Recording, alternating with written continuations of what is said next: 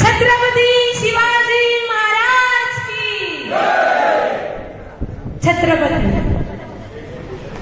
कोण आहे? छत्रपती छत्रपती म्हणजे नजर आहे, छत्रपती म्हणजे जिगर आहे, छत्रपती म्हणजे आग आहे, छत्रपती म्हणजे वाघ आहे, छत्रपती म्हणजे वेग आहे, छत्रपती म्हणजे तेग आहे.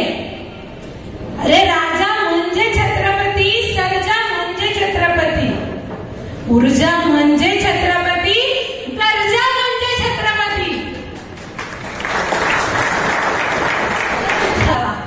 दगडाखाली साप निघाला, सापाला पाहून पळत सुटावं, पळता पळता नदीत उडी घ्यावी, नदीत मगर दिसावी, मगरीला पाहून पुन्हा वर यावं, समोर वाघ बघावा, पुन्हा त्याच नदीत उडी घ्यावी आणि नदीत पडता पडता झाडाच्या फांदीला पकडावं, झाडाचं मोहळ उठावं आणि मधाचा एक थेंब तोंडात पडावा.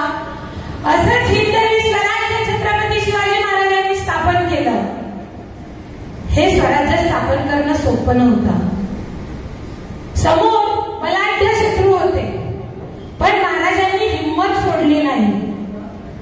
बादशहाच्या बाजूने लाखो लोक होते, पण महाराजांनी न्यायाची बाजू सोडली नाही. अहो एवढंच काय, तर एखाद्या सुंदर स्त्रीला समोर पाहून आम्हाला जन्म देणारी आमची आई देखील इतकीच सुंदर असती तर आम्ही इतकेच सुंदर जन्माला आलो असतो, अशा थोर विचारांचा आमचा राजा होता. शब्दांमध्ये गोडवा, आमच्या रक्तात इमानदारी, शब्दांमध्ये गोडवा, आमच्या रक्तात इमानदारी, गोठ्यातील गाय आणि घरातील माय कायम सुरक्षितच आमच्या राजाच्या दरबारी. महाराजांचा एक एक मावळा शत्रूंच्या 10 माणसांवर भारी पडायचा. अशी बलदंड ताकदीची, शक्तीची आणि युक्तीची माणसं राजांनी याच मातीत तयार केली.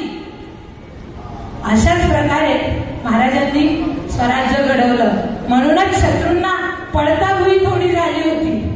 असा शक्तिशाली राजा या हिंदुस्थानाने पाहिला आणि सह्याद्रीही गर्वाने छाती काढू लागला.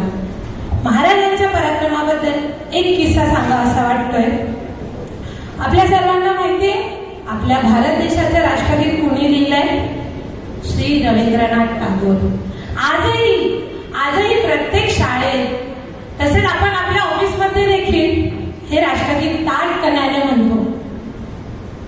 यांना नोबेल नावाचा जगातील सर्वोत्तम पुरस्कार मिळालेला आहे. हे मूळचे पश्चिम बंगालचे. हे रवींद्रनाथ टागोर एकदा जपानला गेले असता हा एवढा मोठा माणूस आपल्याकडे आलाय म्हणून तिथल्या पत्रकार मंडळींनी त्यांच्या अवतीभोवती जमली, त्यांच्यावर प्रश्नांची सरबत्ती सुरू केली. त्यावर रवींद्रनाथ टागोर म्हणतात, माझ्याकडे वेळ जरा कमी आहे, मला एका वाक्यात उत्तर देता येईल असे प्रश्न विचारता का? त्यावर तिथल्या पत्रकार मंडळींनी त्यांना विचारलं, तुम्ही ज्या देशात राहता, ज्या देशाचे राष्ट्रगीत तुम्ही लिहिलंय, त्या देशाची ओळख एका वाक्यात आम्हाला सांगाल का?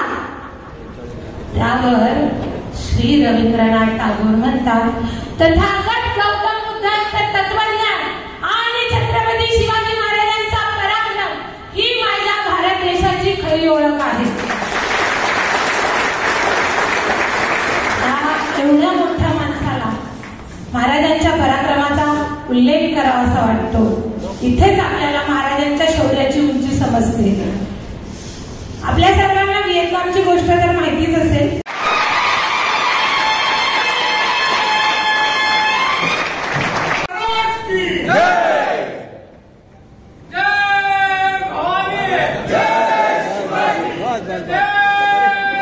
छत्रपती शिवाजी महाराज जयंती उत्सवाचा आजचा हा सोहळा माणसाला आयुष्यात येऊन खरं तर कुठलाच भ्रष्टाचार करू नये पण त्यातल्या त्यात वेळेचा भ्रष्टाचार तर अजिबातच करू नये. कारण खाल्लेला पैसा परत देता येतो, खाल्लेलं धान्य परत देता येतं, मात्र दुसऱ्याचा खाल्लेला वेळ काही परत देता येत नाही. इथे येण्यापूर्वी माझ्याकडून आपल्या बऱ्याचशा वेळेचा भ्रष्टाचार झाला, त्याबद्दल मी सुरुवातीलाच आपल्या सगळ्यांची माफी दिलगिरी व्यक्त करतो. इतिहास अनेकांच्या अभ्यासाचा विषय आहे, इतिहास अनेकांच्या व्यासंगाचा विषय आहे, इतिहास अनेकांच्या संशोधनाचा विषय आहे, इतिहास अनेकांच्या प्रेरणेचा विषय आहे, इतिहास अनेकांच्या अस्मितेचा विषय आहे, इतिहास अनेकांच्या अभिमानाचा स्वाभिमानाचा विषय आहे. इतिहास काही करू पाहण्याचा, करून दाखवण्याचा, काही घडवण्याचा, घडवू पाहण्याचा आशय आहे. इतिहास विसरणारी माणसं इतिहास घडवू शकत नाही आणि इतिहास घडवणारी माणसं इतिहास विसरू शकत नाही. हा सगळ्यात मोठा इतिहास आहे. खरं तर जगाच्या पाठीवर सगळ्यात जास्त पुतळे आणि सगळ्यात जास्त स्मारक जर कुणाची असतील तर ती आहेत छत्रपती शिवाजी महाराजांची.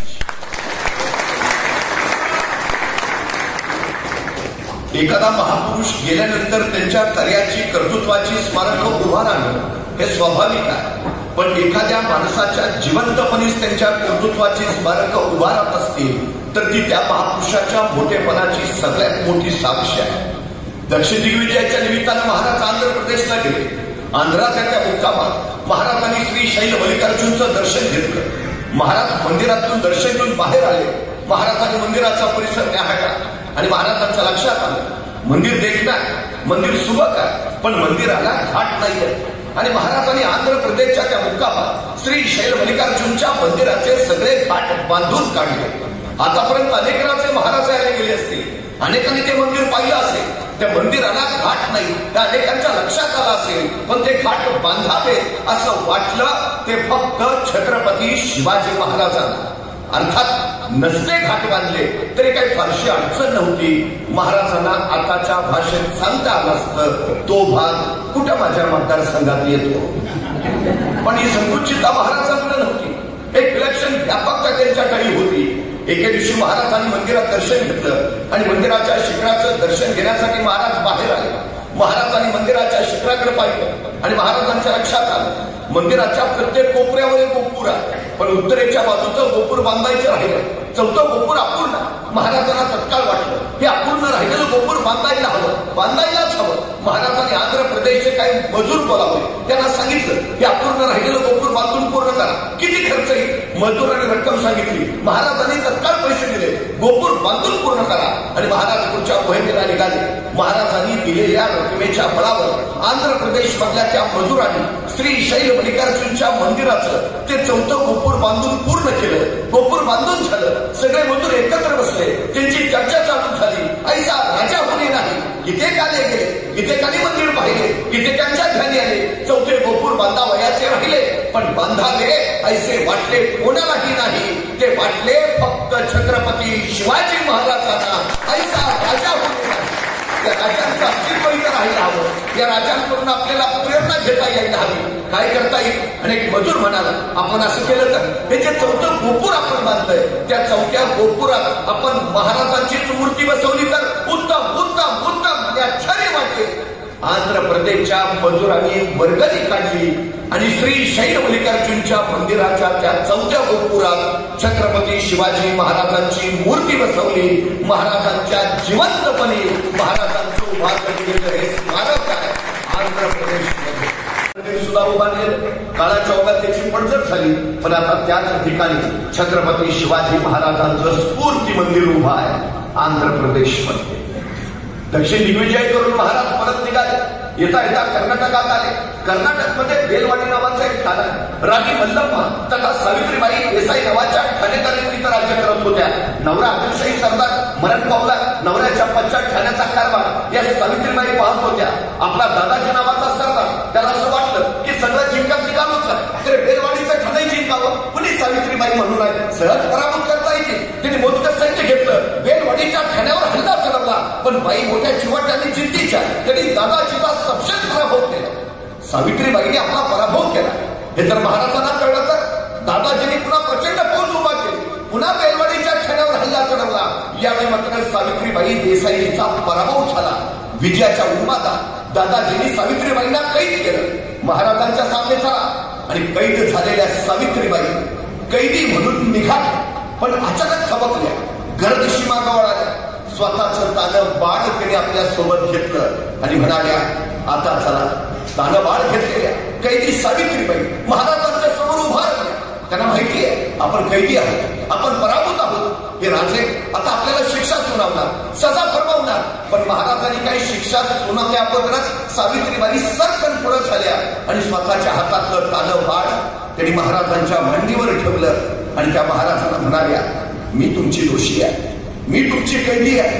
काही शिक्षा द्यायची असेल तर ती मला द्या, पण या सगळ्या प्रकारात माझ्या या तान्या बाळाचा काही दोष नाही, त्याला दोषीच नको. आपल्या मांडीवरच्या त्या तान्या बाळाकडे बघत महाराजांनी स्मित केलं. चिटणीसाला इशारा झाली. चिटणीस दुधाची वाटी घेऊन आली आणि आपल्या मांडीवर असलेल्या त्या तान्या बाळाला महाराजांनी चमच्याने दूध पाजलं आणि दूध पाजून झाल्यावर महाराज सावित्रीबाईंना म्हणाले, हा आमच्या मांडीवर जो आहे ना तो आमचा भाचा आहे, हा आमचा भाचा आहे. म्हणजे तुम्ही आमच्या बहीण झाला. मग कुठला भाऊ बहिणीला बळकावतो, कुठला भाऊ बहिणीला शिक्षा देतो, कुठला भाऊ बहिणीला सजा फरमावतो. दादाजी यांचं राज्य यांना परत द्याच, पण आमच्या बहीण म्हणून आमच्याकडून चोळी मागणीसाठी यांना नवराज्य जोडून द्या. आणि हा आमच्या मांडीवरचा आमचा भाचा, त्याच्या दूध भातासाठी पतनाची व्यवस्था करा. त्या सावित्रीबाईंना काय कळेल, कैसा राजा, कैसा राजा. मला शिक्षा करणं राहिलं बाजूला, माझं राज्य ताब्यात घेणं राहिलं बाजूला. हा राजा माझं राज्य तर मला परत देतोच, पण मला तुझी बहीण मागतो, चोळी मागणीसाठी नवराज्य जोडून देतो, माझ्या मुलाच्या दूध भाताची व्यवस्था करतो. धन्य धन्य ऐसा राजा होणे नाही. या राजांची ही कीर्ती चिरंतन राहायला हवी. म्हणून या सावित्रीबाईंनी या प्रसंगाची 3 दगडी शिल्प तयार केली. महाराज बसले, त्यांच्या मांडीवर ते तानं बाळ आहे. महाराज त्याला चमच्याने दूध पाजतायत आणि शेजारी सावित्रीबाई उभा आहे. अशी 3 दगडी शिल्प. कधी कर्नाटकात गेला तर धारवाड नावाचा जिल्हा, त्या धारवाड जिल्ह्यात यादवाड नावाचं गाव आहे. त्या यादवाड गावात एक मारुतीचं मंदिर आहे आणि त्या मारुतीच्या मंदिरात सावित्रीबाई देसाईंनी कोरलेलं छत्रपती शिवाजी महाराजांचं हे दगडी शिल्प आहे. महाराजांच्या जिवंतपणी महाराजांचं उभारलं गेलेलं हे पहिलं मंदिर आहे कर्नाटक मध्ये. तर महाराजांच्या कर्तृत्वाची, पराक्रमाची असंख्य स्मारक या सह्याद्रीच्या गिरीशिखरावर तुम्हाला जागोजागी दिसते. पिढ्या ही शिखरं महाराजांच्या कृतीची, संस्काराची, विचारांची प्रेरणा देते. इथल्या प्रत्येकाचं जगणं ठरवता येईल ही सगळ्यात मोठी वस्तुस्थिती आहे. नाहीतर बंगालची फाळणी होते, बंगालमध्ये लोक संतापतात, वंगभंग चळवळ चालू होते आणि त्या वंगभंग चळवळीला प्रेरणा मिळाली. पण रवींद्रनाथ टागोर एक प्रेरणा घेतली लिहितात कुणावर, छत्रपती शिवाजी महाराजांवर. जयस्तो शिवराय. तामिळनाडूमध्ये जातीविरोधी चळवळ सुरू होते आणि त्या जातीविरोधी चळवळीला गती आली म्हणून तिथले तमिळ लेखक C.N. अण्णादुराई एक नाटक उभा करतात कुणावर, छत्रपती शिवाजी महाराजांवर. त्या नाटकाचं नाव होतं शिवाजी काव्यम. या नाटकामध्ये छत्रपती शिवाजी महाराजांची भूमिका केली अभिनेते गणेश मूर्ती यांनी. या नाटकात अभिनेते गणेश मूर्ती यांनी महाराजांची भूमिका इतकी अप्रतिम केली की या नाटकानंतर अभिनेते गणेश मूर्ती यांना कायमच शिवाजी गणेशनच म्हटलं जाऊ लागलं. हीच त्यांची ओळख. बुंदेलखंडाचा छत्रसाल बुंदेला महाराजांकडे, मला आपली नोकरी करायची, महाराज सांगतात नोकरी आमची कसली का, जे आम्ही तर महाराष्ट्रात केलं ते तुम्ही बुंदेलखंडात जाऊन करा. छत्रसाल बुंदेला प्रेरणा घेऊन जातो आणि बुंदेलखंड स्वतंत्र करतो. कुचबिहारचा राजा, त्याची पत्र उपलब्ध आहे. आसामचा बडफुकन हे महाराजांना आदर्श मानतात आणि महाराजांच्या कृतीवर पावलं टाकत पुढे जातात. हे सगळ्यात आणि सगळ्यात मोठं वैशिष्ट्य आहे. इंग्रजांच्या नजरकैदेत असलेले नेताजी सुभाषचंद्र बोस, त्या नजरकैदेत त्यांच्या हाती शिवचरित्र येतं आणि शिवचरित्र वाचताना त्यांची नजर आग्र्याहून सुटका या प्रकरणावर रेंगाळते आणि ते प्रकरणच त्यांना प्रेरणा देतं. महाराजांसारखेच नेता महाराजाची देशांतर करून देशांतर करते होतात. बाहेर जाऊन आझाद हिंद फौजेची उभारणा करतात आणि आझाद हिंद सैनिकांना स्वातंत्र्याचा महामंत्र सांगतात. नेताजी म्हणतात, या देशाचं स्वातंत्र्य मिळवण्याचा आणि मिळवलेलं स्वातंत्र्य टिकवण्याचा एकच महामंत्र आहे आणि त्या महामंत्राचं नाव आहे छत्रपती शिवाजी महाराज. महाराज आम्हाला प्रेरणा देतात. खरं तर सह्याद्रीच्या शिखरावर महाराजांच्या कर्तृत्वाची ही पदक पिढ्यानपिढ्यांना तशीच प्रेरणा देत राहतील हे निश्चित आहे. पण सगळ्यात महत्वाची गोष्ट आहे, महाराजांकडे काही नसताना महाराजांनी हे राज्य उभा केलंय. शून्यातनं विश्व उभा करणारे राजे असं महाराजांचं आम्ही जे वर्णन करतो ते एवढ्यासाठी. म्हणजे महाराज हाताशी काही नसताना राज्य उभा करतात आणि आमच्याकडे मात्र सगळं रेडीमेड तयार असताना आमच्या हातनं काही होत नाही. ही आमची सगळ्यात मोठी शोकांतिका आहे. नाहीतर एखाद्याला ढाल द्यावी, तलवार द्यावी, एवढंच काय, त्याला घोड्यावर घेऊन बसवावं, त्याच्या पुढे जाऊन त्याला रणांगणात घेऊन सोडावं आणि मग म्हणावं लेखा हातात तरी लढ, तरी पडते आणि वानपच.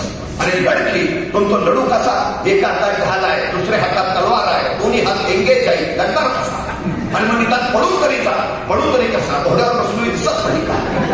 हो वाचवणी आमची अडचण. मुंगी बघितली, मुंगी केवढी, तिचं डोकं केवढं, डोक्यातला बिंदू केवढा असा, तरी पण त्या मुंगीला बरोबर कुठल्या शहरातल्या, कुठल्या प्रभागातल्या, कुठल्या इमारतीतल्या, कुठल्या फ्लॅट मधल्या, कुठल्या खोलीतल्या, कितव्या कपाटावरच्या, कितव्या फळीवर किती नंबरचा साखरेचा डबा, ती स्वतःच ध्येय काढते.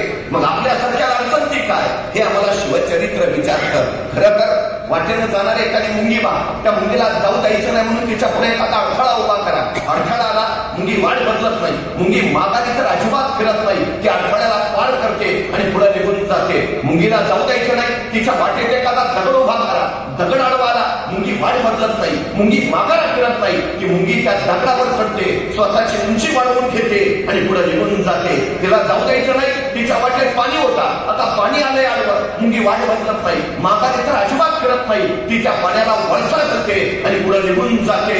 एवढीशी मुंगी सांगते, काही होऊ दे, माघार घ्यायची नाही, माघार घ्यायची नाही.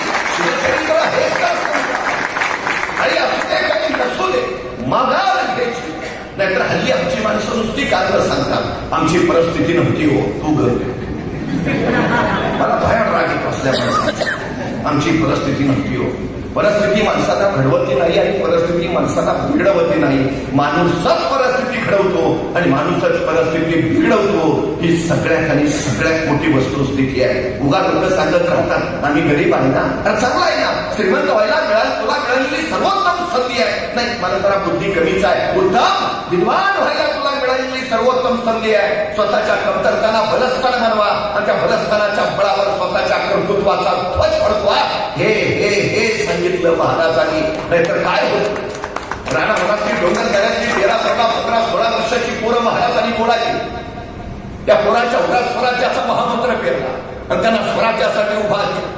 या सगळ्या पोरांना महाराज गोळा करायचे, दूर एखाद्या जंगलात जायचंय, जंगलातल्या त्या दाट छाडी या पोरांना तलवारबाजीचं युद्धाचं शिक्षण प्रशिक्षण द्यायचंय. पण कुणाला नकळत, कुणाला कळणार नाही अशा बेतानं. आणि आपल्या जंगलात आज काय चाललंय ते बाहेर कुणाला कळू नये म्हणून शिवबाराजांनी जंगलाच्या बाहेरच्या झाडावर एक पोऱ्या उभा केलेला असायचा. त्याला सांगितलेलं असायचं, कुण्या अनोळखी माणूस येताना दिसला की तू नुसता खुनेचा आवाज कर. तुझा खुनेचा आवाज ऐकला की मी तलवारी समशेर लपवून ठेवतो आणि विद्युतांडूचा खेळ चालू करतो, म्हणजे कुणाला कळणार नाही आपला आज काय चाललंय ते. त्या दिवशी शिवबाराजांचा खेळ रंगात आला होता. आपल्या सोबत त्यांना तलवारबाजीचं युद्धाचं शिक्षण प्रशिक्षण दिलं जात होतं. त्यावेळी जंगलाच्या बाहेरच्या झाडावर एक खुनेचं पोरगं टेहणी करत बसलं होतं. त्यावेळी त्याला दिसलं एक 15-16 वर्षाचं रांगडं पोरगं येताना. तसं खुनेचं पोर ठरारलं, नीटनेटून बघितलं, येणारं पोर अनोळखी वाटलं. तसं बसल्या जागेवरून त्यांनी मोराचा आवाज काढला. मोराचा आवाज म्हणजे खून शिवबाराजांना कळवायची. कुणी अनोळखी येताही सावध राहा. शिवबाराजांनी मोराचा आवाज ऐकला,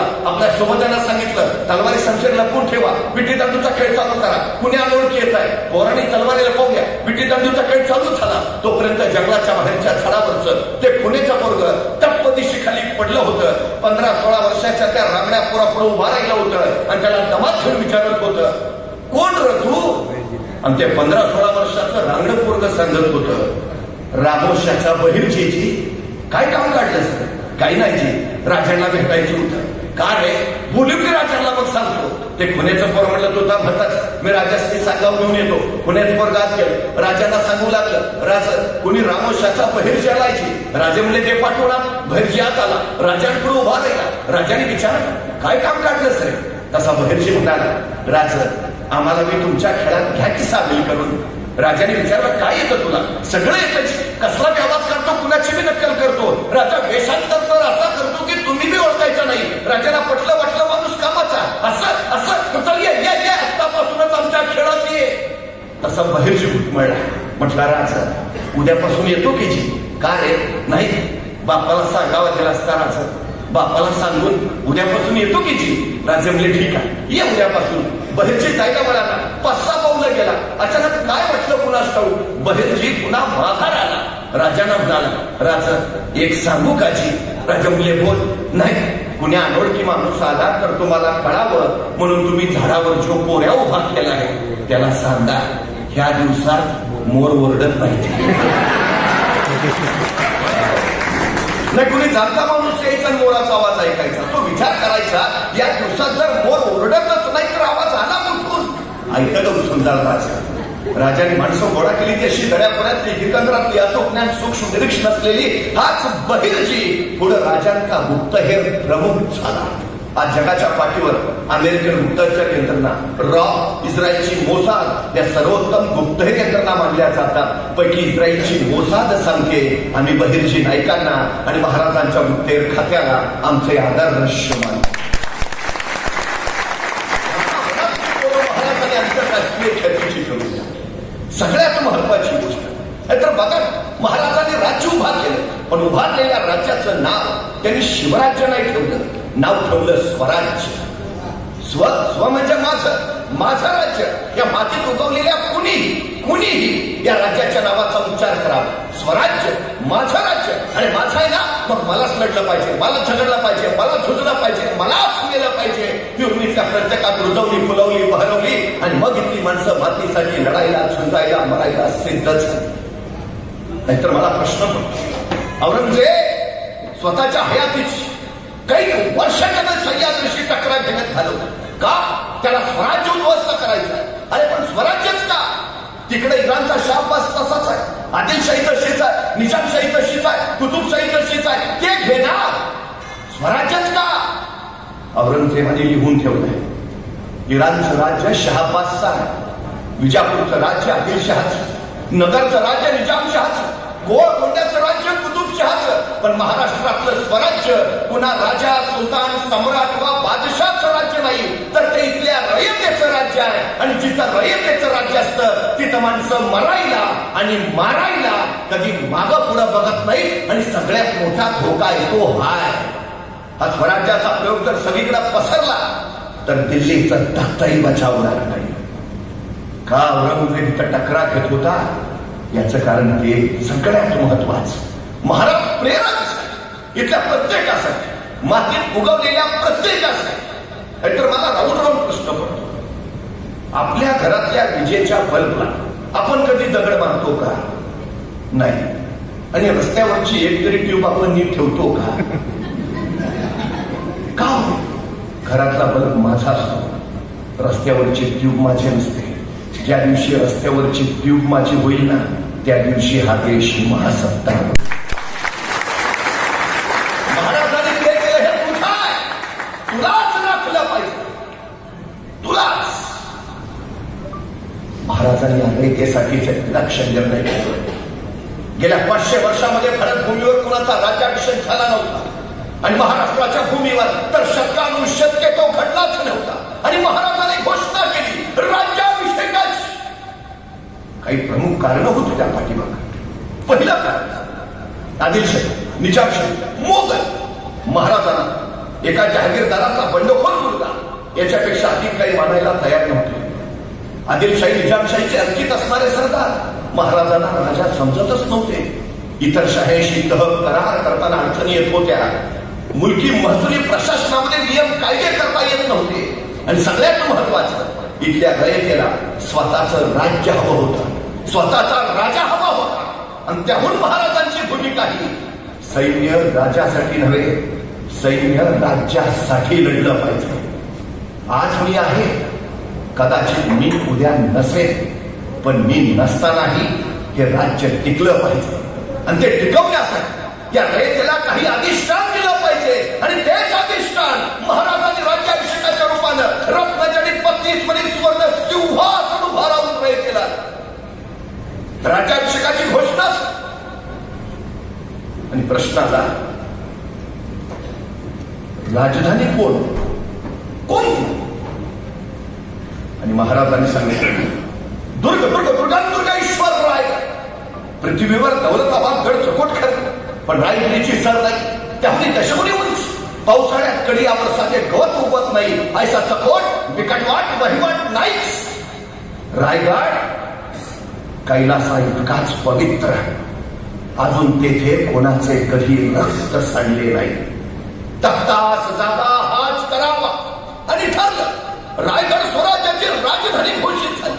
आणि रायगडावरचे 18 कारखाने महाराजांच्या राज्याभिषेकाच्या सज्जतेला लागले. स्वर्णकार रामजी दत्तो महाराजांसाठी 32 मणी स्वर्ण सिंहासन घडवू लागला. राज्याभिषेकाच्या पूर्वी काही धार्मिक विधी झाले आणि महाराज महलमंगलाई तुळजाभवानीचं दर्शन घेण्यासाठी प्रतापगडावर रवाना झाले. प्रतापगडावर जाऊन महाराजांनी तुळजाभवानीचं दर्शन घेतलं. तुळजाभवानीला सोन्याचं छत्र अर्पण केलं आणि महाराष्ट्र धर्मरक्षणाची शपथ घेऊन राजे रायगडावर परतले. रायगडावर साऱ्यांची कोण धांदल उडाली. देशोदेशीचे निमंत्रित पाहुणे रायगडावर येऊ लागले. इंग्रजी सत्तेचा प्रतिनिधी हेनरी ऑब्जेक्टे, पोर्तुगीज, गोवेकर, फ्रेंच, विजापूरकर, भागानगरकर ही सारी मंडळी जमा झाली. महाराजांच्या सोबत्यांची तर कोण कोण लग्न. सरसेनापती हंबीरराव मोहिते, आनंद मकाच, नागोजी जेठे, हिरोजी सरसर, मदारी मेहतर, मोरपन, प्रल्हादपन, कोण कोण धावपण. पण या धावपळीत अचानक कुणीतरी आपल्या सोबत त्याला म्हणायचा, आज वीर बाजी पासलकर असायला हवे होते. ते कान्होजी जेठे नाईक देशमुख की ते आमचे तानाजी असायला हवे होते. आपल्या पोराच्या लग्नाची पत्रिका घेऊन तानाजी महाराजांकडे आले. राज रायबाच्या लग्नाला यायचं बरं का. आणि राजांची नजर आहे कोंढाण्यावर. आणि कोंढाण्याकडे पाहता पाहता राजे तानाजीला म्हणाले, तान्हा कोंढाणा घ्यायचं म्हणे रे. आणि संधी शिवतलंय तानाजी. हातातल्या पत्रिका फेकल्या. राजा आधी लगेच कोंढाण्याचं मग रायबाचं. आणि पोराचं लग्न टाकून तानाजी कोंढाण्याचं लग्न करायला गेले. गेले असे गेले. रायबाचं लग्न करायला पडतच नाही. मला गौरव प्रश्न पडतो, काय दिला असेल महाराजांनी तानाजीला. का महाराज म्हणले असतील तानाजीना, ताना तेवढा कोंढाणा घ्या, मग महानगरपालिकेच्या तिकिटाचं तुमचं बघतो. काय सोबत आपले सोबत आठवत होते. स्वराज्यासाठी ज्यांनी स्वतःचं बलिदान दिलं, समर्पण केलं. कुणीतरी पुटपुटलं ते शिवाकाश. पन्हाळच्या सिद्धीजवळच्या गड्यात महाराजांना 65,000ची फौज. नेताजी मालकर, सिद्धी हिलाल, सिद्धी बाबांनी छापा टाका, पण बळ तोकडं पडलं आणि राजांना कळून चुकलं. शक्तीपेक्षा युक्तीचा वापर केला पाहिजे. आणि त्या दिवशी राजाने बोलावलं सांगितलं. नव्यानं स्वराज्यात आले हुबहू राजांसारख्या दिसणाऱ्या शिवाय काशीत नाही. शिवाय इथेच आहे. राजा बोलावलं धाडलं. शिवा आमचा रूप घेशील. ए शिवा, सिद्धीच्या भेटीला जाशील. अरे शिवा, मरायला तयार होशील. शिवा म्हटला होतो. झाला, गेला. स्वराज्यासाठी समर्पित झाला. 6 महिन्याची ओळख आहे फक्त महाराजांनी शिवा काशीरांची. त्या 6 महिन्यात महाराजांनी त्याच्या उडात असं काय केलं असेल की शिवा काशीत मरायला तयार झाला. कुणी तर सांगायचं ते माझे प्रभू ते असायला हवे होते यावरच्या विषयाला. इकडे शिवा काशी सिद्धीची भेटायला गेले आणि त्याच दिवशी त्या पावसाळी वादळे किरुरात्री महाराज बांधर फौज आणि बाजीप्रभूंना सोबत घेऊन पन्हाळ्याच्या पश्चिमेकडून विशाळगडाच्या रोखाला निघाले. 20 तासाचा अखंड प्रवास केला. महाराज मसाईच्या पठारावर पोहोचले. पोहोचले. अध्यात्मळी चाहू लागली. शत्रू पाठला गावला. तसे बाजीप्रभू म्हणाले, राजे निम्मी फौज करून आपण पुढे निघा. निम्या फौजेदिशी आम्ही ते झुंजितो. साहेब कार्य मरितो. राजा म्हणजे नाही बाजी, सगळे सोबत लढू. नाही राज, लाख मेले तरी चालतील, पण लाखाचा पोशिंदा वाचला पाहिजे. राजा निघा.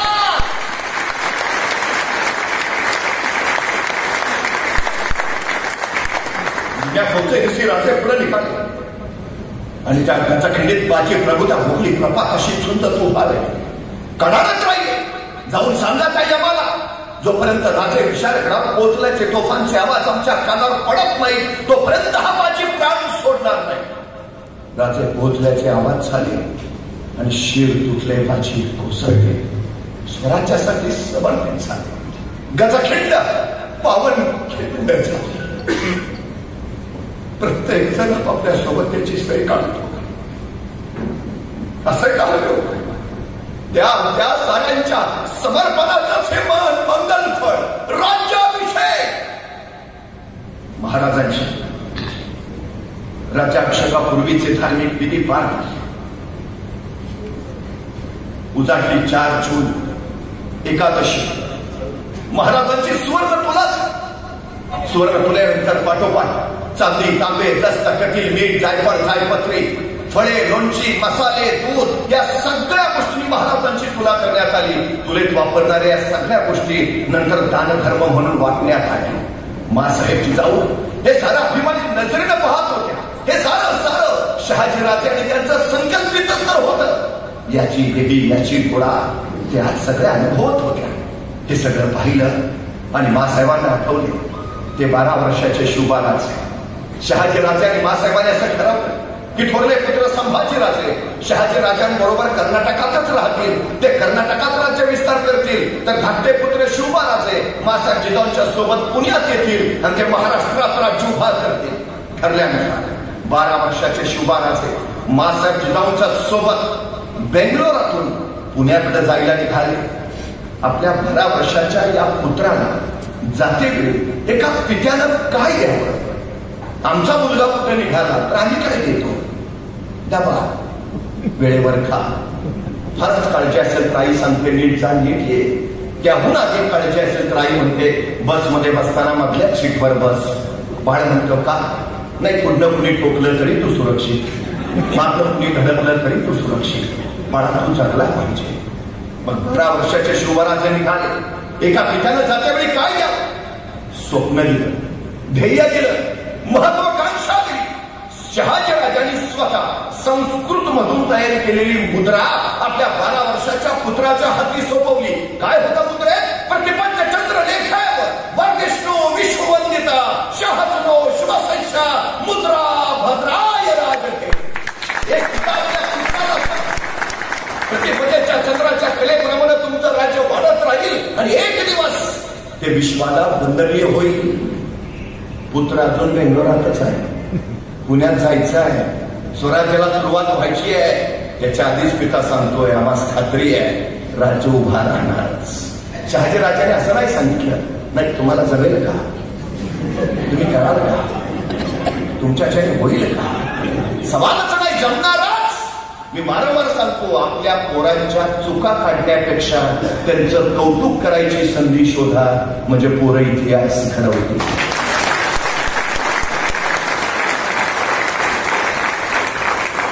12व्या वर्षी आपल्या पित्यानं दिलेली हीच मुद्रा राज्याभिषेकाच्या वेळी महाराजांनी छत्रपतींची अधिकृत मुद्रा म्हणून घोषित केली. प्रतिपंचचंद्र लेख. आणखी काय दिलं होतं शहाजीराजांनी? छोटं मंत्रिमंडळ दिलं होतं. तुम्हाला उद्या तुमचं स्वतःचं मंत्रिमंडळ उभा करायचं आहे. 12व्या वर्षी पित्यानं दिलेल्या त्याच छोट्या मंत्रिमंडळाचं रूपांतर महाराजांनी राज्याभिषेकाच्या वेळी अष्टप्रधान मंडळात केलं. हे अष्टप्रधान मंडळ काय? न्यायमूर्ती मगो रानडे असं म्हणतात ब्रिटिश जनरलच्या गव्हर्नर कार्यकारिणीसारखी ही रचना आहे. तर डॉक्टर बाळकृष्ण असं म्हणतात की अध्यक्षीय लोकशाही पद्धतीसारखी महाराजांच्या अष्टप्रधान मंडळाची रचना आहे. या अष्टप्रधान मंडळात लष्करी माणसं किती आहेत? फक्त एक, सरसेनापती हंबीरराव मोहिते आणि उरलेले 7 प्रधान. ते सगळे मुलकी आणि महसुली प्रशासनाचे आहेत. स्वराज्य उभा करण्यासाठी लष्कर लागेल, पण उभारलेल्या स्वराज्याचं सुराज्य करायचं असेल तर मुलकी महसुली प्रशासन लागेल. म्हणून महाराजांनी सगळ्यात जास्त भर दिला तो मुलकी महसूल प्रशासनावर. सुराज्य लोककल्याणकारी राज्य. नाहीतर महाराजांच्या 50 वर्षाच्या आयुष्यात त्यांची 10 वर्ष बालपणात गेली, 10 वर्ष प्रत्यक्ष घोड्यावर बसून रणांगणावर युद्ध खेळण्यात गेली आणि उरलेली 30 वर्ष फक्त लोककल्याणकारी राज्य निर्माण करण्यात गेली. लोककल्याणकारी राज्य. बघा बाजी प्रभू याचा किती मारले, 300 बांधले. महाराज त्याच्यानंतर त्या साऱ्यांच्या घरी गेले, साऱ्यांच्या कुटुंबियांचं सांत्वन केलं. बाजी प्रभूंच्या सिंध गावी महाराज गेले. बाजी प्रभू फुलाजी प्रभू यांना एकूण 8 मुलं. महाराजांनी त्यांच्या कुटुंबियांचं सांत्वन तर केलंच, पण यांच्या 8ही मुलांना स्वराज्याच्या सेवेत दाखल करून घेतलं. अनुकंपा तत्वावर नोकरी ही संकल्पना छत्रपती शिवाजी महाराज. आता जी मुलं तरुण आहेत त्यांना स्वराज्याच्या सेवेत घेता येईल, पण काही सैनिक असे असतील ज्यांची मुलं लहान, ते युद्धावर गेले, धरातरती पडले. आता त्यांच्या पश्चात त्यांच्या लहान मुलांचं काय? महाराजांनी रायगडावर आपल्या सैनिकांच्या मुलांसाठी बाल परवेशी गृह उभारलंय. सैनिकांच्या मुलांचं संगोपन, संवर्धन, शिक्षण, प्रशिक्षण स्वराज्यातून केलं जायचं आणि ते योग्य वयात आले की त्याला स्वराज्याच्या सेवेत घेतलं जायचं. लहान मुलांचंही झालं. आता काही सैनिक असे असतील नुकतंच लग्न झालंय, अजून मुलबाळ नाही, तो युद्धावर गेला, धारातीर्थी पडला. आता त्याच्या पश्चात त्याच्या विधवा पत्नीचं काय?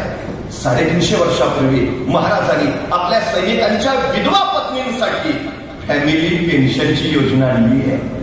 350 वर्ष पेन्शन किती द्यायची त्याच्या विधवा पत्नीला हेही ठरलंय. तो सैनिक युद्धात मारला गेला, त्याला ज्यावेळी शेवटचा पगार जितका असेल त्या पगाराच्या निम्मी रक्कम त्याच्या पत्नीला आयुष्यभर पेन्शन म्हणून दिली जायची. आता काही सैनिक असे असतील अजून लग्नच झालं नाही, तो युद्धावर गेला, मारला गेला. आता घरी फक्त वृद्ध माता पिता आहेत. आता त्याच्या पश्चात त्यांचं काय? आपल्या सैनिकांच्या वृद्ध माता पित्यांसाठी महाराजांनी अडीशेरी नावाची योजना दिली आहे. आपल्या सैनिकांच्या वृद्ध माता पित्यांना स्वराज्यातून दरमहा 2.5 शेर धान्य दिलं जायचं. पोरांपासून थोरांपर्यंत महाराजांनी प्रत्येकाची काळजी घेतली. हे लोककल्याणकारी राज्य, लोककल्याण. आणि म्हणूनच या देशाची राज्यघटना लिहिणारे डॉक्टर बाबासाहेब आंबेडकर असं म्हणतात की या देशाची राज्यघटना तयार करताना माझ्या डोळ्यासमोर छत्रपती शिवाजी महाराजांचं स्वराज्य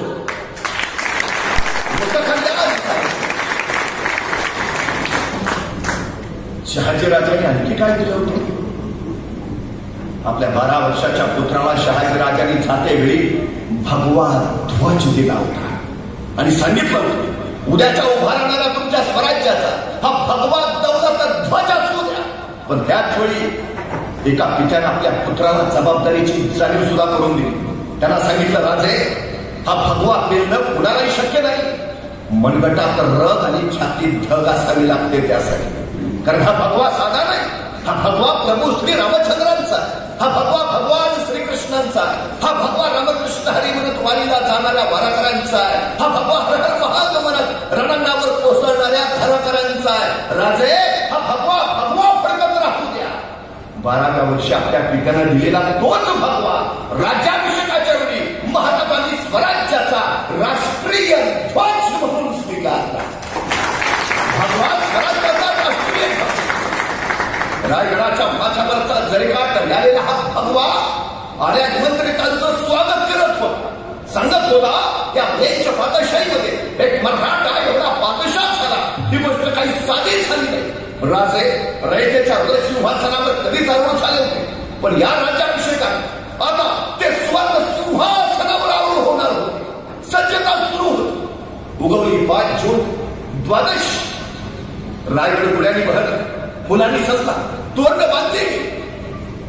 गेली हजारो वर्ष सह्याद्रीच्या क्षणाची वाट पाहताचा उभा होता. तो क्षण आता जवळ आला होता. सायंकाळ ज्येष्ठ शुद्ध त्रयोदशी. सूर्योदयाला 3 घटिका कमी असताना महाराजांच्या राज्यारोहणाचा मुहूर्त होता. अभिषेकाच्या विधीला आरंभ झाला. मंडप विधीवराचे एका संधीवर आरोहण करतेच पाठोपाठ महाराणी सोयराम युवराज संभाजीराजे स्थानापन्न झाले. अष्टप्रधानाने आपापल्या जागा घेतल्या. पूर्वेला तुपाचा स्वर्ण कलश घेऊन मोरबंद उभा राहिले, तर दक्षिणेला दुधाचा कलश घेऊन सरसेनापती हंबीरराव मोहिते उभा राहिले. अष्टदिशांना अष्टप्रधा मंत्रोच्चार सुरू झाला. मंत्रघोष गरजू लागला आणि महाराजांवर सप्त सिंधूंचा अभिषेक सुरू झाला.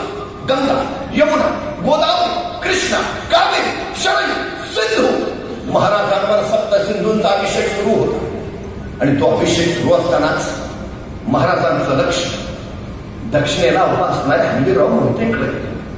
स्वराज्याच्या सरसेनापती पण राज्याभिषेकाच्या काही दिवस आधी झाले. त्यांच्या अगोदर स्वराज्याचे सरसेनापती होते प्रतापराव कुजाण. सप्त सिंधूंचा अभिषेक सुरू असतानाच महाराज त्या प्रतापरावांच्या आठवणींच्या डोहात बुडाले. स्वराज्याचे सर्वाधिक काळ सरसेनापती राहिलेले प्रतापराव कुजाण, तब्बल 8 वर्ष स्वराज्यासाठी सगळ्यात जास्त लढाई केलेले सरसेनापती, स्वराज्याला सगळ्यात जास्त प्रांत जिंकून दिलेले सरसेनापती. राज्याभिषेकाच्या पूर्वी महाराजांनी सरसेनापती प्रतापरावांना सांगितलं, प्रतापराव, हा राज्याभिषेक औरंग निर्विघ्न पार पडू दिला असे वाटत नाही. औरंगजेब विघ्न आणणारच. आपण सरसेनापती आहात, राज्याभिषेक बिंदू पार पडायला हवा. सरसेनापती स्वराज्याच्या सीमा निर्विघ्न करा. आणि महाराजांच्या आदेशानुसार सरसेनापती प्रतापराव कुजाण राज्याभिषेक निर्विघ्न पार पडावा म्हणून स्वराज्याच्या सीमा सुरक्षित करत दौडत निघाले. बहलोरखान पठाण त्यावेळी स्वराज्यात उमराणीला प्रतापराव त्याला कोंडला, जखडला, पुरता दाबून धरला. बहलोरखान हात पाय जोडत शरण प्रतापरावांना सांगू लागला, एक वेळ सोडा, चुकून इकडा पुन्हा येणार, एकदा धर्म वाट एकदा. आणि भोळ्या प्रतापरावांनी बहलोरखान पठाणाला धर्म वाट. हे राजांना कळाला आणि राजे सदा, प्रतापराव तुम्ही तो शिपाई गिरी केली, ही सेनापतीगिरी कुठली, काय करणे बहलोर सोडला, बहलोर सापाचीचा फिरंदावश करणारच. महाराजांचे शब्द प्रतापरावांच्या डोळ्यात निखाऱ्यासारखे सतत राहिले, निखाऱ्यासारखे सतत राहिले. आणि खरं होतं महाराजांचं, खरंच होतं. हिंदुस्थानचे राजे मुळातच उदारमतवादी, शत्रूलाही खुल्या दिलानं सोडून देणार. नंतर मोहम्मद गौरी पृथ्वीराज चौहानांवर त्यांनी 2 वेळा आक्रमण केलं आणि पृथ्वीराज चौहानांनी मोहम्मद गौरीचा 2 वेळा सडकून पराभव केला.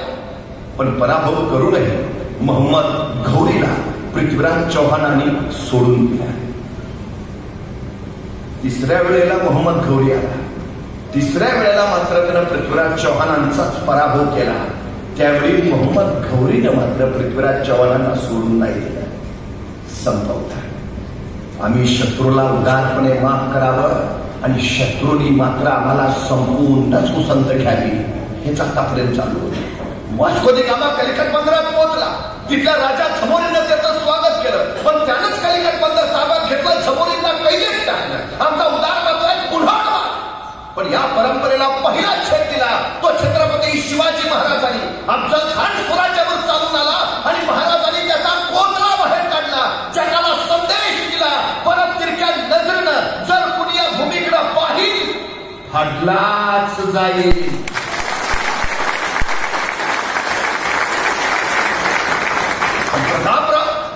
प्रतापराव तर बहलोरखानाला सोडून आणि महाराजांचंच खरं ठरलं. तो बहलोरखान परत स्वराज्यात आलाच, सापाची जात उलटून दंश केलाच. मग मात्र संतापल्या महाराजांचा प्रतापरावांना खरमरीत पत्र आलं, यावर त्या बहलोरखानाचे मस्तक छटल्याशिवाय आवाज तोंड दाखवू नका.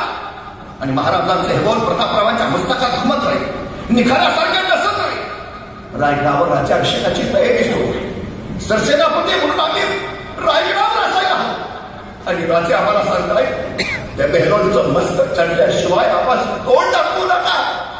प्रतापराव आपल्या चढत राहील, बहलोरचा पाठलाग करत दौडत राहील. कोल्हापूर जिल्ह्यातल्या गडिंग्लज तालुक्यातल्या सामानगडाच्या पायथ्याशी प्रतापरावांचा तळ पडले. दिवस थंडीच, शेकोटी ठणानं ठेवली, सगळे सोबत बसले आणि त्याच वेळी फेर थांबत आला. राव राव. प्रतापरावांची नजर त्याकडे गेली. मानेने इशाराच आहे आणि हेर म्हणाला, राव नेसरीच्या खिंडी बेलोर खानाचा तळ पडला राव. आणि तारकन प्रतापराव उठले. त्यांची नजर त्या डोळे स्थिरावली. एक खिंडी उडाली प्रतापरावांच्या डोळ्यात घुसली आणि कडाडले प्रतापराव. कोण येतो सोबत? उठले विसाची बल्लाळ, उठले विठ्ठल श्रीराम, उठले विठ्ठल विलाची यात्रे, उठले सिद्धी हिलाल, उठले कृष्णाजी भास्कर, उठले विठोजी शिंदे आणि सातवे खासे सरसेनापती प्रतापराव गुजर. बघता बघता सात पडी सज्ज झाली. घोड्यावर मान पडली, टाक फिरली, हर हर महादेव कर घोडी सुसाट सुटली की नेसरीच्या खिंडीकडे. नेसरीच्या खिंडीच्या अलीकडच्या टेकडीवर फुरफुरती सात घोडी थांबली. प्रतापरावांनी समोर पाहिलं. त्या नेसरीच्या खिंडीत बेलोर खानाचा सगळा सेना सागर नेत्रिस्त झाला. दक्षिणेच्या टेकडीवर बेलोर खानाची छाव. प्रतापरावाने त्या बेलोर खानाकडे पाहिलं आणि महाराजांचे शब्द परत मस्तकात घुमत राहिले. त्या बेलोरचा मस्तक छटल्याशिवाय आवाज तोंड टाकू नका. आणि संतापले प्रताप आपल्या सोबत्याला इशाराच झाली. हर हर महादेवचा नारा फुटला. घोड्यांना टाच मारली आणि सात घोडी सुसाट सुटली त्या सेना सागरात. वेडात मराठे वीर दौडले सात. त्या निद्रिस्त सेना सागरात या सात वीराने अवघा कल्लोळ सुरू केला. सपासप तलवारी फिरवत कत्तल आरंभली. आक्रोश किंकाळ्या आंबोळ्या, रक्ताच्या चिरकांड्या, शौर्याची आतोषबाजी करत प्रतापरावांनी त्यांचे सोबती दौडत राहिले. प्रतापरावांची नजर होती दक्षिणेच्या टेकडीवर. बेलोर खान. प्रतापरावांची ती अंगारी नजर बेलोरनं पाहिली. खात्री पडली आणि त्याने आपलं सगळं सैन्य सज्ज केलं, सावध केलं. हे सगळं सैन्य त्या सात वीरांवर तुटून पडलं. शौर्य शौर्य शौर्य उफाळत राहिलं. पण बळ तोकडं पडलं. खालून आग आग आग बाजूनी समशेर उसळली सहस्र क्रूर इमानी. गर्दीत लोपले सात जीवते मानी. खगसात चढाले अभिमानी वनव्यात. वेगात मराठे वीर दौडले सात.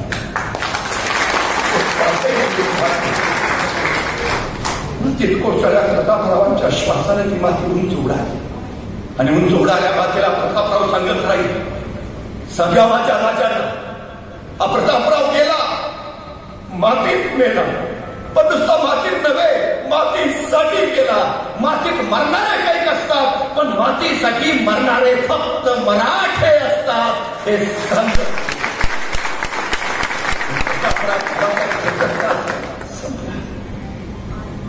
आपल्या मस्तकावर सप्त सिंधूंचा अभिषेक झेलत असलाय.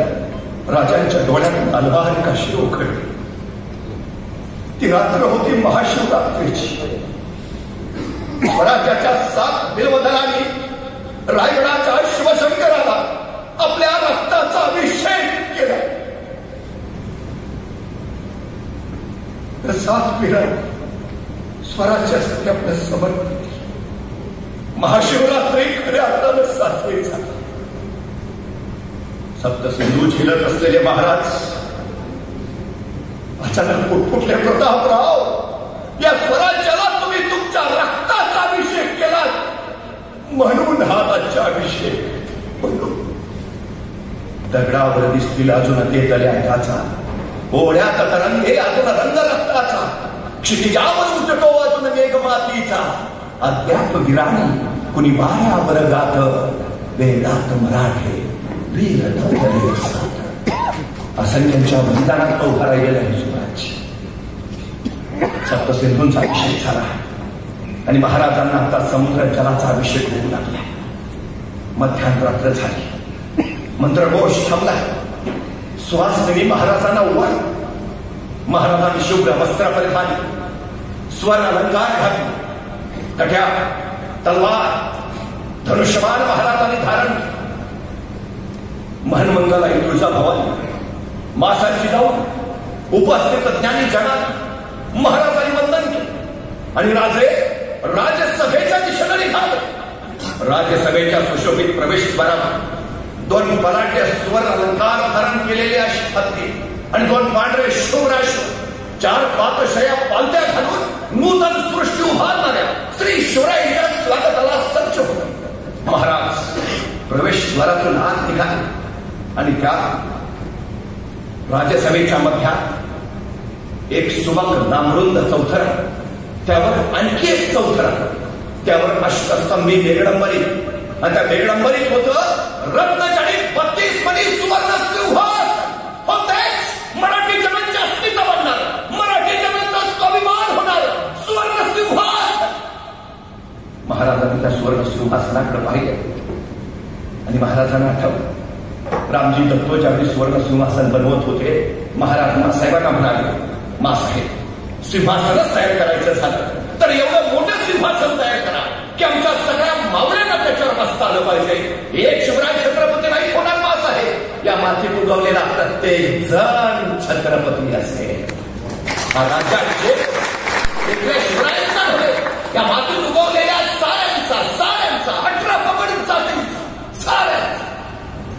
महाराज त्या राजसिंहासनाकडे निघाले. सिंहासनाच्या डाव्या बाजूला मासाहेब जिजाऊ राजस्त्री आहे, तर उजव्या बाजूला महाराजांचे नातलग आणि मंत्रीगृह भाऊ सुवर्ण गोचक घातले ब्रजबदार महाराजांच्या पाठीशी निघाले. अष्टप्रधान महाराजांच्या सोबत. आणि पाहता पाहता महाराज सिंहासनाच्या दिशेला हेनरी ऑक्टंड नावाचा इंग्रज अधिकारी त्यावेळी महाराजांच्या राज्याभिषेकाला उपस्थित होता. तो लिहितो की महाराजांच्या सुवर्ण सिंहासनाच्या पाठीमागं सुवर्णांकित भाल्याच्या टोकावर अनेक अधिकार दर्शक राज चिन्ह झळकत होती. सुवर्णमत्स्य, मोरचंद, अश्वगंध, आरमा या साऱ्यांच्या अधिकार दर्शक चिन्हाबरोबरच त्याने एक विलक्षण गोष्ट बघितली. एका सुवर्णांकित भाल्याच्या टोकावर समपातळीत लोंढणाऱ्या सोन्याच्या तराजूची 2 पारडी त्याला दिसली. तो म्हणतो, शिवाजी महाराजांच्या स्वराज्याच्या निपक्ष न्यायाचे हे प्रतीक होता. आधुनिक न्यायशास्त्राचा जन्म आत्ता झाला अलीकडे. आता न्यायालयामध्ये न्यायदेवता हातात समपातळीत लोंढणारा तराजू घेऊन उभा राहील. पण 350 वर्षापूर्वी महाराजांनी निपक्ष न्यायाची ग्वाही दिली ती या प्रतीकाच्या माध्यमातून. खरं तर महाराज हे स्वराज्य चोहोक्षत्री चोहोप्रांती सर्वोच्च करून द्या. राज्य या मातीत नव्हती असं नाही. विजयनगरचं साम्राज्य होतं, देवगिरीचं राज्य होतं, पण उद्ध्वस्त झालं. महाराजांनी विचार केला, कदाचित आपण उभा केलेलं हे स्वराज्य तेही उद्या असंच नाही, हे स्वराज्य चिरंतन राहिलं पाहिजे. म्हणून महाराजांनी पहिला विचार केला, स्वराज्याला धोका कुठून, महाराष्ट्राला धोका कुठून. आणि महाराजांच्या लक्षात महाराष्ट्राला धोका जमिनीवरनं नाही, महाराष्ट्राला धोका समुद्रावरनं आहे. आणि सम्राट चंद्रगुप्ताने हिंदुस्थानात स्वतःच आरमार उभा करणारे पहिले राजे म्हणून आम्हाला छत्रपती शिवाजी महाराजांचं नाव. भारतीय नौदलात कधी केला तर प्रवेशद्वारावरच लिहिलंय, भारतीय आरमाराचे जनक छत्रपती शिवाजी महाराज. महाराज फक्त नेव्हीचे नव्हे, मर्चंट नेव्हीचे सुद्धा जनक आहेत. त्या काळात 5 ते 6 आंतरराष्ट्रीय बंदरं महाराजांनी उभारली की ज्यातून मराठी जहाज युरोप, इराण, तुर्कस्तान, मस्कत पर्यंत मसाल्याच्या पदार्थाचा व्यापार करत निघाली. महाराष्ट्र व्यापारातही कधी मागं नव्हता. खरं तर आता आरमार बनवायचं म्हणजे जहाज हवी, तोफा हव्या, दारुगोळा हवा. तत्कालीन काळात जहाज इंग्रजांकडनं विकत घ्यावी लागायची, तोफा पोर्तुगीजांकडनं विकत घ्याव्या लागायच्या, दारुगोळा डचांकडनं घ्यावा लागायचा. ते देत होते, महाराज घेत होते. एके दिवशी महाराजांनी विचार केला, इंग्रज आज जहाज देतात, पोर्तुगीज आज तोफा देत आहेत, डच आज दारुगोळा देत आहेत, पण उद्या हे देणं याने बंद केलं तर. आणि महाराजांच्या लक्षात आलं, जी माणसं दुसऱ्याच्या खांद्यावर उभा असतात केव्हाही ढासळतात, जी माणसं स्वतःच्या पायावर उभा असतात त्यांना कोसळण्याचा धोका नसतो. स्वराज्य स्वतःच्या पायावर उभा राहिलं पाहिजे. आत्मनिर्भर भारताची मुहूर्तमेढ महाराजांनी 350 वर्षापूर्वी घातली. मेड इन इंडिया याचा उगम महाराजांच्या काळात आणि म्हणूनच महाराज आहे. रत्नागिरी जिल्ह्यातल्या विजय दुर्गला जहाज बांधायचा कारखाना काढला. मुंबई जवळच्या कल्याणला आरमाराची गोदी काढली. पुणे जिल्ह्यातल्या मावळला तोफा ओतायचा कारखाना काढला. स्वराज्याच्या बनावटीची जहाज दर्यामध्ये तरंगू लागली. पण या एखाद्या जहाजामध्ये एखाद्या उदर तोफ ठेवली तर त्या तोफेच्या कोजानी जहाज डचमळायचं, सबब नेम चुकायचा, तोफेचा गोळा पुढे सुटला, दाब मागं पडला की जहाज पाण्यात बुडायचं. महाराजांनी हे सगळं बघितलं. एके दिवशी विचार केला आणि महाराज कल्याणच्या कारखान्यात पोहोचले. सगळ्या कामगारांना गोळा केलं. मी सांगतो तसं जहाज तयार करा, मी सांगतो तसं. आणि महाराजांनी सांगितलं असं असं असं आणि तसं तसं जहाज तयार झालं. तत्कालीन काळात पाण्यात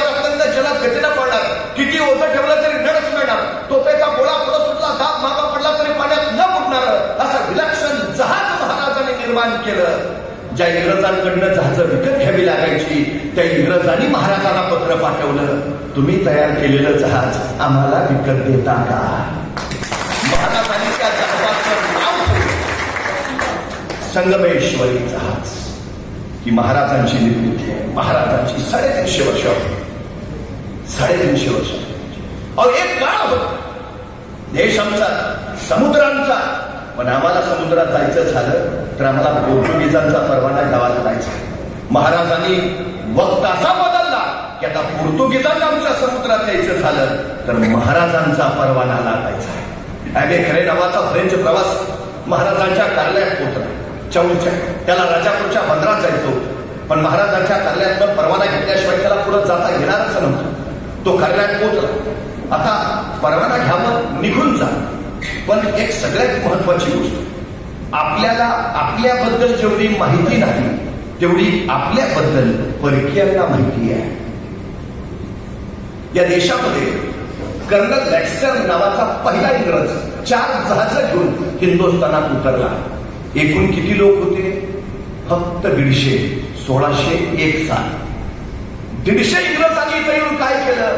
पहिल्यांदा भारतीयांचा अभ्यास केला आणि त्यांच्या लक्षात आलं त्यांच्यावर राज्य करणं सोपं आहे. मग त्यांनी आणखी 1000 बोलावले, मग नंतर 10,000 बोलावले. 1947 साली देश स्वतंत्र झाला. त्यावेळी देशाची लोकसंख्या होती 29 कोटी आणि या देशात इंग्रजांची संख्या होती फक्त 1 लाख. 1 लाख इंग्रजांनी 29 कोटी जनतेवर 150 वर्ष राज्य केलं. अशाच्या बळावर अभ्यास अभ्यास. खरे महाराजांच्या कार्यालयातल्या अधिकाऱ्याला विचारतोय, तुमच्या महाराजांचं सैन्य कमी, तुमच्या महाराजांचं सामर्थ्य कमी, तुमच्या महाराजांची संपत्ती कमी, तरी तुमचे महाराज प्रत्येक लढाईत यशस्वी होत आहे. तुमच्या महाराजांच्या यशाचं कारण काय? आणि महाराजांचा अधिकारी सांगतोय, आमच्या महाराजांच्या यशाचं कारण एकच, अभ्यास, प्रचंड अभ्यास. आमच्या महाराजांचा सगळ्या क्षेत्र प्रांताचा विलक्षण अभ्यास आहे. धर्मशास्त्र, अर्थशास्त्र, नीतिशास्त्र, समाजशास्त्र, राज्यशास्त्र, अर्थशास्त्र, इतिहास, महाराजांना तोंडपाठ आणि भूगोल जरूर त्यांच्या नजरेत साठवलाय. अभ्यास हेच महाराजांच्या यशाचं कारण आहे. अभ्यास कधी होतो? तुमच्यात जिज्ञासा असली तर. हल्ली आमच्याकडे जिज्ञासा नावाचा प्रकारच राहिला नाही. कधी कुठल्या शिक्षकाला विचारलं तर ते सांगतील तुम्हाला, हल्ली आमची मुलं प्रश्न विचारत नाहीत. प्रश्न न विचारायची 2च कारण असतात. 1 सगळं येत आहे आणि 2 काहीच नाही. इंग्रजांना इथं मालक म्हणून राहायचं होतं, राज्य करायचं होतं, आम्हाला गुलाम बनवायचं होतं. म्हणून मॅकॅलॉनची शिक्षण पद्धती बनवली तीच मुळात गुलाम बनवणारे, ज्या जिज्ञासा नावाचा शब्दच नाही. मला कधी कधी बरं वाटतं, बरं झालं ते सफरचंदाच्या झाडाखाली न्यूटनच बसला होता. ते नेमकं सफरचंद खाली पडलं, त्याला प्रश्न पडला सफरचंद खालीच का पडलं आणि मग गुरुत्वाकर्षणाचा शोध लागला. बरं झालं पण सफरचंदाच्या झाडाखाली न्यूटनच बसला होता. आपल्याच एखादा बसला असता, पडलं असतं सफरचंद खाली, काय प्रश्न पडला असता आपल्याला? बरं झालं मी असताना आज पडला. दुसरा प्रश्न, बरं झालं आणखी कुणी नाही, अकेले काय. आणि जर एखाद्याला प्रश्न पडला सफरचंद खालीच का पडलं आणि त्याने विचारलं वडिलांना, बाबा सफरचंद खाली का पडलं? बाबा म्हणतात खाना मुकाट्याला का डोक्याला का कमी आहे. समजा न्यूटन सफरचंदाच्या झाडाखाली. महाराजांकडे विलक्षण जिज्ञासा, विलक्षण. महाराजांनी सुरतेवर स्वारी केली, इंग्रजांच्या वखारीवर छापा मारला. आता इंग्रजांच्या वखारी शोधावं काय? सोनानं संपत्ती नाही. महाराजांची जिज्ञासा शोधत होती वेगळंच. इंग्रज सुधारलेले पुढारलेले काही वेगळं असेल आणि महाराजांना इंग्रजांच्या वखारीच्या एका कोपऱ्यात एक कसलं तरी यंत्र सापडलं. महाराजांनी तत्काळ उचललं, सोबत यंत्र उचलून आणलं खरं, पण यंत्र कशाच आहे तेच माहित नाही. पण जिज्ञासा किती महाराजांची बाबा. महाराजांनी परत इंग्रजांनाच पत्र पाठवलं, ते परवा छापा मारलेला, आणलं तुमचं यंत्र उचले, पण कशाच आहे सांगता नाही सांगितलं इंग्रज. महाराजांनी शोध घेतला यंत्र कशाचं आणि महाराजांना कळालं हे छपाई करायचं यंत्र आहे. उत्तम, ग्रंथ छापता येतील, ज्ञान प्रवाहित करता येईल, हे यंत्र सुरू झालं पाहिजे. महाराजांनी इंग्रजांना परत पत्र पाठवलं, ते छपाई यंत्र चालवणारा कोणी माणूस पाठवता का? नाही पाठवलं इंग्रजांनी. काही काळ ते यंत्र रायगडावर होतं. रायगडावर त्या यंत्राला त्यावेळी लिहिता मंडप म्हटलं जायचं. यंत्र सुरू नाही झालं. शेवटी महाराजांनी ते छपाई यंत्र सुरतेच्या भीमजी पारेख नावाच्या व्यक्तीला दिलं. त्याला सांगितलं यंत्र चालू करा, छपाई करा, सुरू करा. आणि महाराजांनी दिलेलं ते यंत्र सुरतच्या भीमजी पारेखांनी सुरू केलं आणि हिंदुस्थानातला पहिला छापखाना सुरतमध्ये चालू झाला, ज्याचं नाव होतं श्री शिवाजी छापखाना.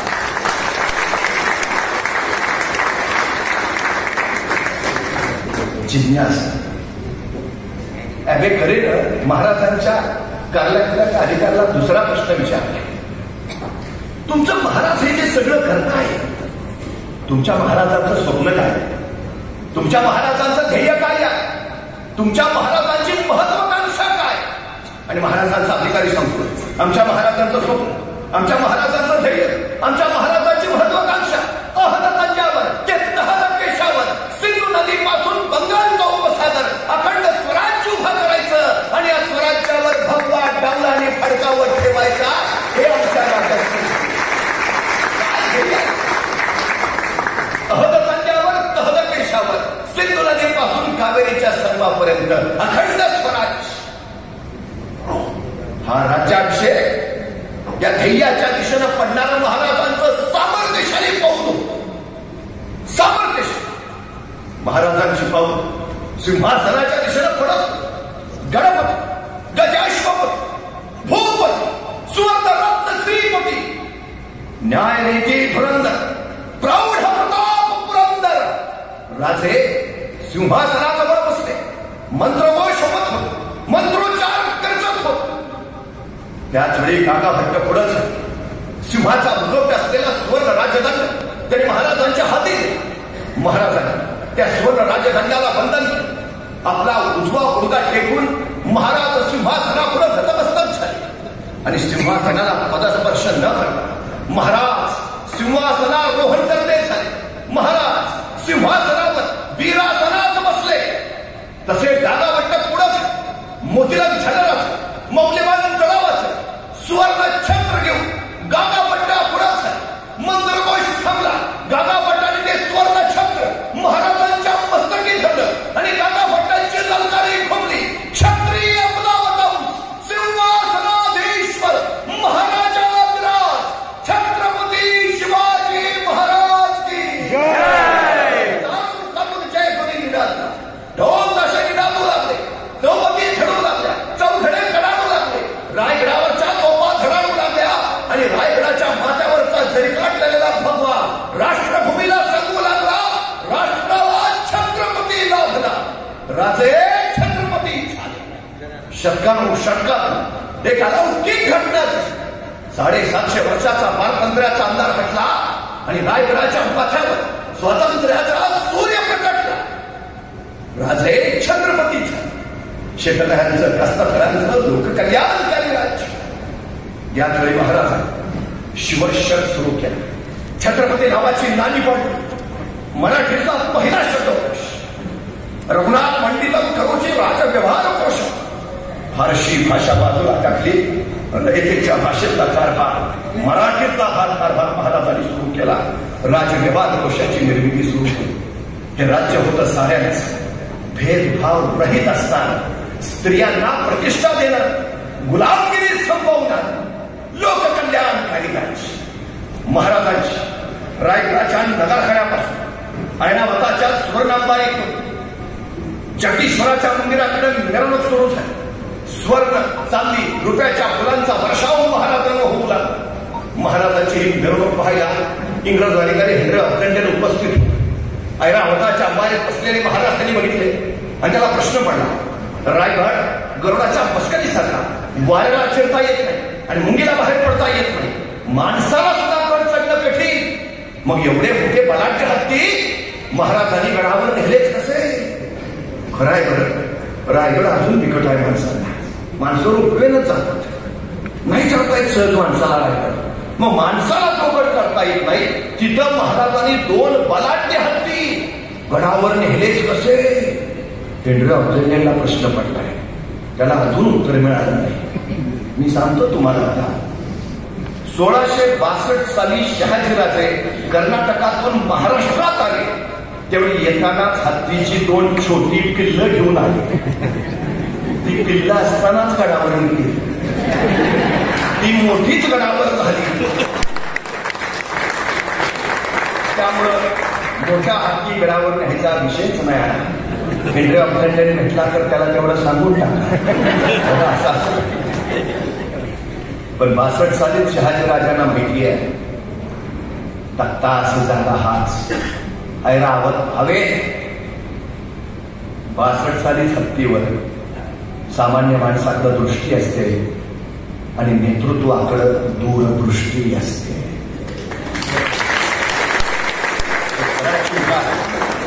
लोककल्याण स्वराज्याच्या रूपानं महाराजांनी जो संस्कार दिला, स्वराज्याचा जो विचार केला, तो आमच्या कृतीत जर उतरला तर महाराजांना अपेक्षित असणारं राज्य उभा आहे. प्रचंड मोठी ताकद आहे शिवचरित्र.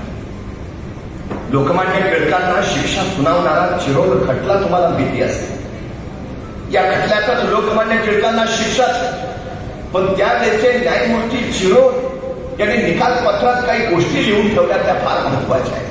हे न्यायमूर्ती इंग्रज प्रशासनाला उद्देशून लिहितात की मी लोकमान्य टिळकांना शिक्षा देऊ शकतो, मी लोकमान्य टिळकांच्या वृत्तपत्रावर बंदी घालू शकतो, पण या लोकमान्य टिळकांच्या एका हातात भगवद्गीता आहे आणि दुसऱ्या हातात शिवचरित्र आहे. या भगवद्गीतेचं आणि शिवचरित्राचं काय करायचं? कारण जोपर्यंत इथं भगवद्गीता आणि शिवचरित्र आहे तोपर्यंत इथं असे हजारो लोकमान्य तयार होत राहणारच ही वस्तुस्थिती आहे. उद्याचं राज्य स्वराज्य सुराज्य घडवण्याचं सगळं सामर्थ्य या शिवचरित्रांगी रुजावं आणि कृतीतून उतरावं अशी अपेक्षा व्यक्त करतो.